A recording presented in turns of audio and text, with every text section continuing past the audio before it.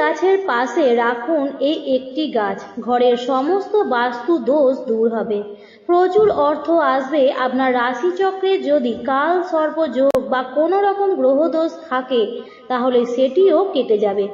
নমস্কার বন্ধুরা, ভক্তিমূলক কথা চ্যানেলে জানাই আপনাদের স্বাগত। বন্ধুরা, আশা করছি ঈশ্বরের আশীর্বাদে আপনারা সবাই ভালো আছেন এবং সুস্থ আছেন। আজকের ভিডিওটিতে একটি গুরুত্বপূর্ণ বিষয় নিয়ে আলোচনা করব, সেটি হচ্ছে তুলসী গাছ। তুলসী গাছ আমার আপনার সকলের বাড়িতেই রয়েছে। হিন্দু ধর্মের একটি পবিত্রতম গাছ হচ্ছে তুলসী গাছ, এবং এই গাছটি ঘরের বাস্তুর জন্য অত্যন্ত শুভ এবং পবিত্র বলে মানা হয়। সনাতন ধর্মে প্রাচীন কাল থেকেই এই ছোট উদ্ভিদটির সাথে কিছু ভক্তিমূলক উপাদান যুক্ত রয়েছে। তবে ঘরে তুলসী লাগালে নেতিবাচক শক্তি নষ্ট হয় এবং একই সঙ্গে ইতিবাচক শক্তিও বৃদ্ধি পায়।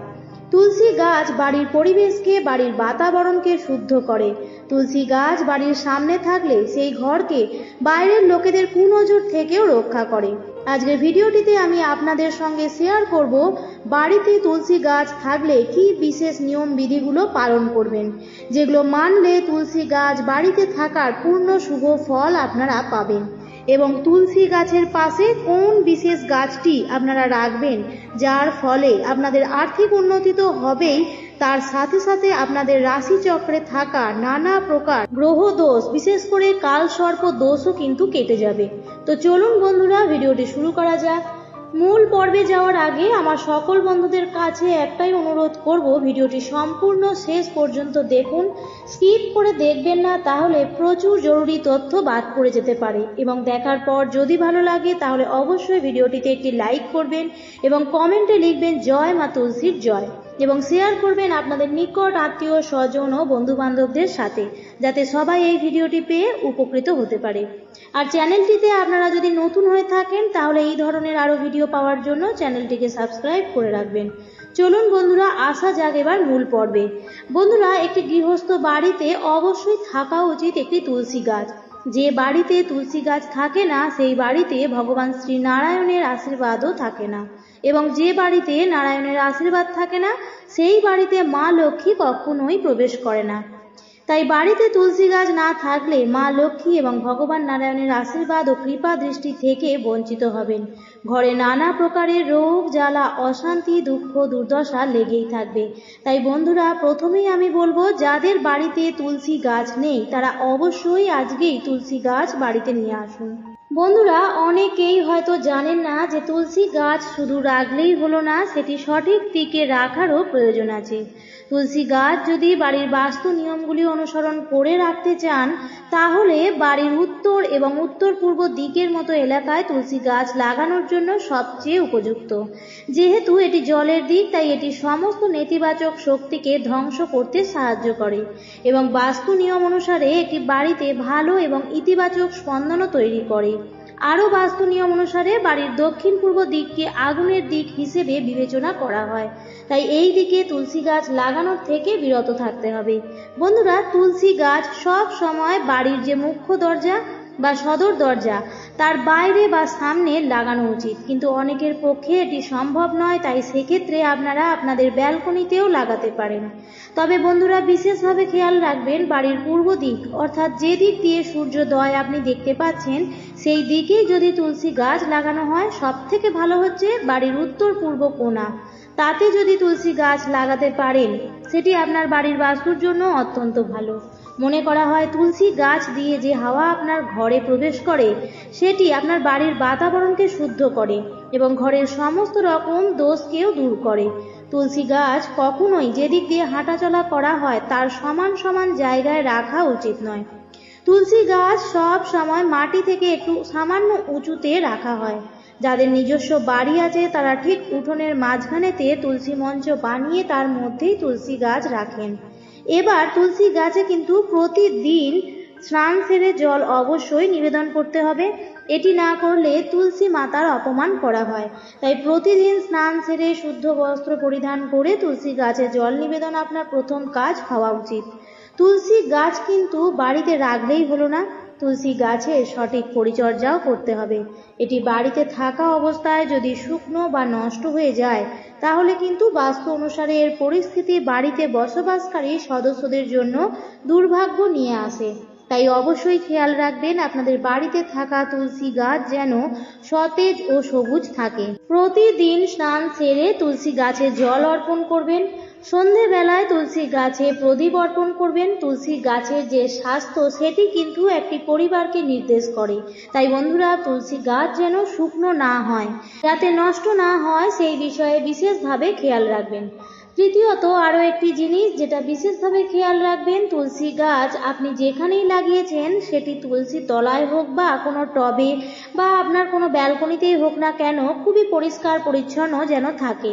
অনেকেই তুলসী গাছের পাশে নানা প্রকার কাঁটা জাতীয় গাছ অর্থাৎ ক্যাকটাস জাতীয় গাছ লাগিয়ে দেন, বা অনেকেই জুতো রেখে দেন বা পা মোছা বা ঝাঁটা এইসব রেখে দেন। এগুলি কিন্তু তুলসী গাছের সাথে কখনোই একই স্থানে রাখা কিন্তু উচিত নয়। এটি বাড়িতে নেতিবাচক শক্তি নিয়ে আসে। তুলসী গাছের থেকে প্রাপ্ত শুভ শক্তি থেকে আপনারা বঞ্চিত হন। অনেকেই হয়তো না জেনেই এই কাজগুলি করে থাকেন।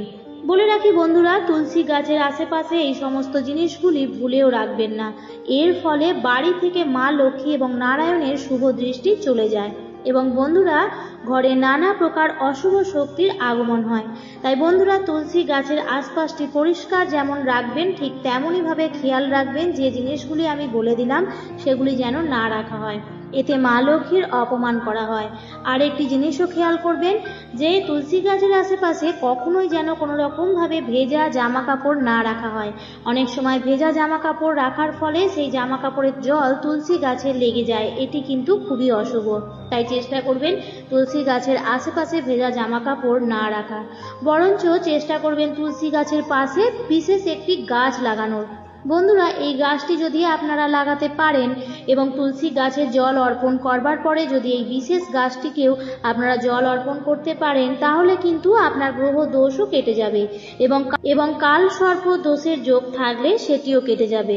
এটি হচ্ছে দেবাদিদেব মহাদেবের অত্যন্ত প্রিয় গাছ বন্ধুরা। এটি হচ্ছে ধুতুরা ফুলের গাছ। হ্যাঁ বন্ধুরা, ধুতুরা ফুলের গাছও বাড়ির বাস্তুর জন্য অত্যন্ত শুভ। এটি অর্থকে আকৃষ্ট করে। তাই বন্ধুরা, তুলসী তলায় আপনারা একটি সাদা ধুতুরা ফুলের গাছ লাগাতে পারেন এবং প্রতিদিন যেমন স্নান সেরে আপনারা তুলসী তলায় জল দেন, ঠিক সেরকম ভাবেই ধুতুরা গাছটিকেও সমানভাবে জল দেবেন। আপনারা তুলসী তলায় যেরকম প্রণাম করেন এবং মনোবাসনা জানান, ঠিক সেরকম ভাবেই আপনারা ধুতুরা গাছটিকেও প্রণাম করবেন। সন্ধেবেলায় যেভাবে আপনারা ধূপ ধরান, প্রদীপ ধরান, তুলসী গাছকে পুজো করেন, ঠিক সেরকম ভাবেই ধুতুরা গাছটিকেও আপনারা দেখাবেন। বন্ধুরা, দেখবেন এটি করার পরে আপনাদের আর্থিক সমস্যার অনেক উন্নতি হচ্ছে। বিশেষ করে বাড়ির যে আয়কর্তা অর্থাৎ যার উপর সংসারের খরচের দায়িত্ব আছে, তার জীবনের বাধা বিপত্তিগুলো দূর হবে এবং অর্থপ্রাপ্তির নতুন যোগ তৈরি হবে। সংসারের সার্বিক মঙ্গল হবে। এবার আমি বলে দেবো কাল সর্প দোষ কাটানোর একটি বিশেষ উপায়। তার জন্য বন্ধুরা, প্রথমে আপনাদের জ্যোতিষীদের কাছ থেকে জেনে নিতে হবে যে আপনাদের কি কোনো প্রকারের কাল সর্প দোষ আছে। যদি আপনাদের সেটি থাকে, তাহলে আপনারা একটি জুয়েলারির দোকান থেকে একটি রূপোর নাক বানিয়ে নেবেন। সেই রূপোর নাকটিকে তুলসী তলার যে মাটি তার ভেতরে সেটি পুঁতে দেবেন এবং নিত্যদিন যেরকমভাবে আপনারা তুলসী তলায় জল অর্পণ করেন, ঠিক সেরকমভাবেই কাঁচা দুধ সেই নাগের ওপর অর্পণ করবেন। এটি কিন্তু বন্ধুরা আপনাদের টানা 1 মাস করে যেতে হবে। এর ফলে আপনাদের রাশিচক্রে যদি কোনো রকম কালসর্প দোষের যোগ থাকে, তাহলে সেটিও কেটে যাবে।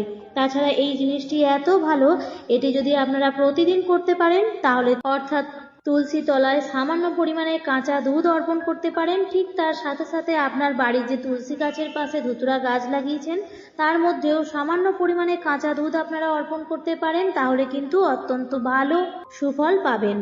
বন্ধুরা, ধুতুরা গাছ দেবাদিদেব মহাদেবের অত্যন্ত প্রিয়। যে কোনো গ্রহ দোষ কাটানোর জন্য ধুতুরা গাছে কাঁচা দুধ অর্পণ করা অত্যন্ত ভালো। তাই বন্ধুরা, আপনারা এটা করে দেখুন, অত্যন্ত ভালো সুফল পাবেন। যদি আপনাদের পক্ষে প্রতিদিন করা সম্ভব না হয়, তাহলে অন্তত পক্ষে বৃহস্পতিবারগুলিতে স্নান সেরে শুদ্ধ বস্ত্র পরিধান করে যখন আপনারা তুলসী গাছে জল অর্পণ করবেন, সেই জলের মধ্যে সামান্য পরিমাণে কাঁচা দুধ মিশিয়ে আপনারা তুলসী গাছেও অর্পণ করবেন এবং এর পাশে ধুতুরা গাছটিকেও আপনারা অর্পণ করবেন। অত্যন্ত ভালো সুফল পাবেন, রেজাল্ট আপনারা হাতে নাতে পাবেন। গ্রহ শান্তি ঘটবে এবং আপনাদের জীবনে যাবতীয় বাধা বিপত্তি দূর হবে এবং অর্থপ্রাপ্তির যোগও তৈরি হবে।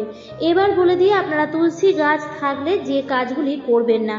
তুলসী গাছ থাকলে আপনারা বাসি বস্ত্রে স্নান না করে তুলসী গাছকে স্পর্শ করবেন না। তুলসী পাতা চয়ন করবার সময় কোনোভাবেই যেন আপনার নখ না লাগে সেই বিষয়ে খেয়াল রাখবেন। তুলসী পাতা তোলার আগে আপনি তুলসী মাতার কাছে অনুমতি নিয়ে ক্ষমা প্রার্থনা করে তারপরে তুলসী পাতা তুলবেন। তুলসী পাতা তোলার সময় দুটি আঙুলের সাহায্যে সামান্য চাপ দিয়ে তুলসী পাতা তুলবেন। অকারণে অনেক বেশি সংখ্যক তুলসী পাতা তুলবেন না এবং তুলসী গাছে নিত্য জল অর্পণ করলেও রবিবার দিন এবং একাদশী যেদিন সেই দিনগুলিতে তুলসী গাছে ভুলেও জল অর্পণ করবেন না। তুলসী গাছে সন্ধেবেলায় জল নিবেদন করবেন না। সন্ধ্যাবেলায় প্রতিদিন তুলসী তলায় ধূপ প্রদীপ জ্বালাতে ভুলবেন না। বন্ধুরা, তুলসী গাছ এমন একটি গাছ যার শিকড় বা মূল থেকে শুরু করে তার কাণ্ড, তার পাতা, তার মঞ্জুরি সমস্ত কিছুই আমাদের ধর্মে অনেক কিছুরই কাজে লাগে।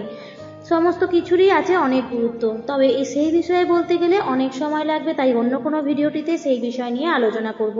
একটি সতেজ এবং সবুজ তুলসী গাছ বাড়ির জন্য সৌভাগ্য নিয়ে আসে, তাই বাড়িতে তুলসী গাছ রাখলে তার সঠিক পরিচর্যা অবশ্যই করবেন এবং বাস্তুর নিয়ম মেনে চলুন, তাহলেই কিন্তু এই শুভ ফল আপনারা পাবেন।